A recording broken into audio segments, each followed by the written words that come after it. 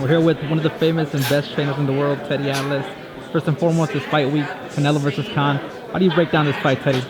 Oh, I mean, the obvious with the Canelo Khan breakdown, the fight, is you think about size, right? I mean, weight, size. The reason why Canelo, one of the big reasons why Canelo's a big favorite here, you know, in this place where they gamble a lot, is because he's bigger, he's stronger.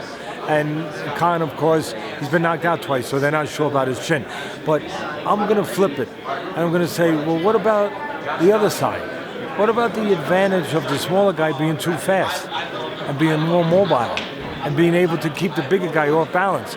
Let's not forget, the bigger guy might have 2 losses. He's got 1 definite loss to Mayweather. Mayweather kept him off balance, and he showed Mayweather exposed the flaws to a certain extent in Canelo, that his feet on real fast, and he had trouble with movement. When he can't be set, he's not so effective. And Lara did too. I thought Lara might have won that fight. Really close. Yeah. But at the very least, whether you had him winning or losing, it don't matter. You know he gave him trouble with movement.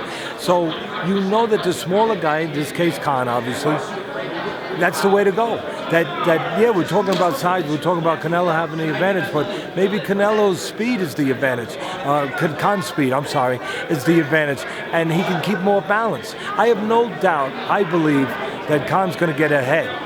Unless something crazy happens early, he's going to get ahead in this fight. Then it's going to be a matter because his movement, his hand speed, and his length. He's got long arms. You know, he can keep the bigger guy at bay with that long jab. I think he'll get ahead. I think it's going to then come down to, can Khan keep the lead? You know, we watch these NBA games and they never keep the lead. Yeah, they always give up the lead. They're up by 20 and you're saying, oh, I'm going to go to bed. My team's winning by 20. Then you wake up the next day and you find out they lost by 10. What happened? The lead vanished. It evaporated. You know, and I think that's going to be a little bit of this fight. As Khan gets the lead with his speed, with his agility, his mobility, but does he keep it? And does he make mistakes? Because you can't really make, if you're the smaller guy who's been knocked out twice, like Khan, you can't really afford to make too many mistakes. Chances are Canelo can make some mistakes and maybe overcome them, but Khan probably can't. So he's going to have to fight a very disciplined fight. What does that say about his heart and his balls?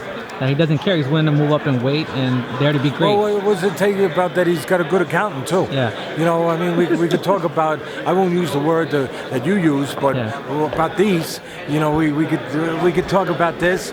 We could talk about his heart, his guts. I prefer to call it that instead of the other term. But, you know, yeah, but all fighters at this level have that. Mm-hmm. They're supposed to have that. Some have more than others. Right. There's degrees, there's levels, but all of them, if they're at this level, they have it. So, yeah, Khan has that, like a lot of fighters have it. That's terrific. But he also has a good relationship with his accountant who's telling him, hey, get in there with this guy. You're getting paid a lot more money than you're getting paid with anyone else.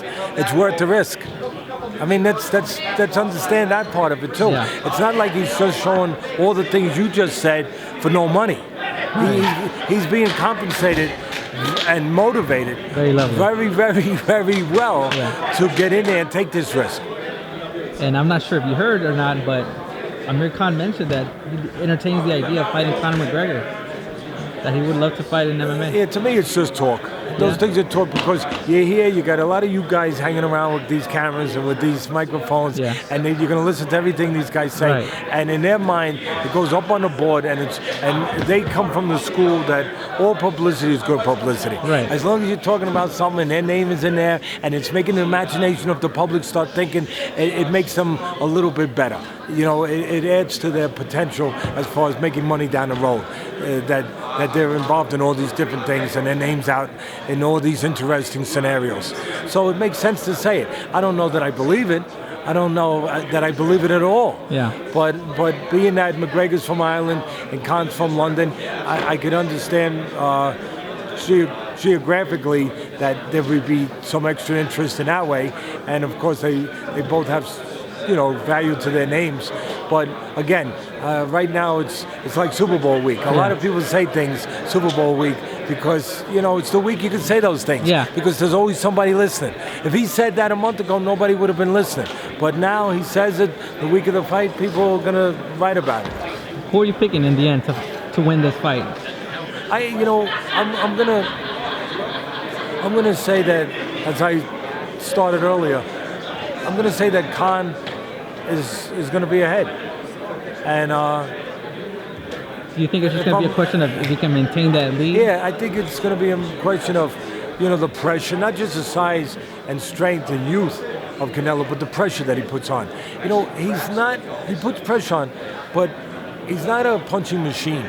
See, I think there's a little bit of a misconception, an illusion, if you will, of people. People think that he's a seek and destroy guy, Canelo, and that he's a punching machine. He's really not. I think he showed that in the Cotto fight. If he was a punching machine that really spit out those kind of punch numbers, he would have stopped Cotto. I mean, whether you like it or not, we're going to open our mouths that say things that make sense and that lend themselves to the truth and to things that have facts attached to them. If he was that busy a guy and kept that kind of pace, moving his hands, he stops Cotto. He's not. He's a guy that, he's not throwing punches every second. He's a guy that takes a breath. He's a guy that slows down every once in a while. He's a guy that does pace himself. And he showed that in the Cotto fight. If he does that, and I think he will, that's what he is. If he does that, he's going to give the smaller guy, in this case Khan, a chance to get through rounds and to put rounds in the bank and to survive. Because he's not going to be on him every second. He's not going to be moving his hands every second. He's going to give him a little bit of chance to recuperate. And if it goes that way, I think Khan's going to be ahead.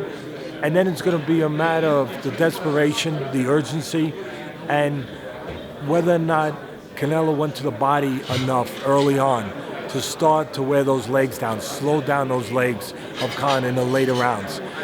If I'm forced to make a pick, I'm going to say late. Canelo catches up to him and wins the fight late, but I think it's going to be interesting. I'm not sure if you heard or not, but they're saying Andre Ward and Sergey Kovalev are scheduled to fight. It's official after Kovalev gets past this fight in July. Yeah, no, I heard the whispers of that. Again, I broke that fight down earlier. Yeah. It was a very interesting fight. You can make an argument to win that fight for both sides. Right. I think that it won't be the way people think. I think a lot of people are going to think that from the Kovalev side, that it's going to be him being aggressive, him being that Tyson-esque type, go get you monster that can punch.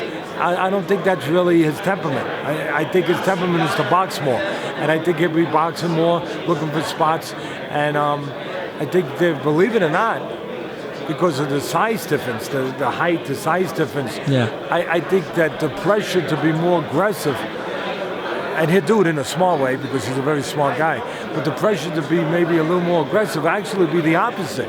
It'll be more on the side of Ward in that fight. But that's a fight that's good for boxing. That's a fight that the boxing purists will really be looking for. Unfortunately, it probably, and this is unfortunate, it probably doesn't get the fanfare and probably get the eyeballs quite that it deserves to get. Right. Because as good as they are, their names are in Pacquiao and Mayweather. Yeah.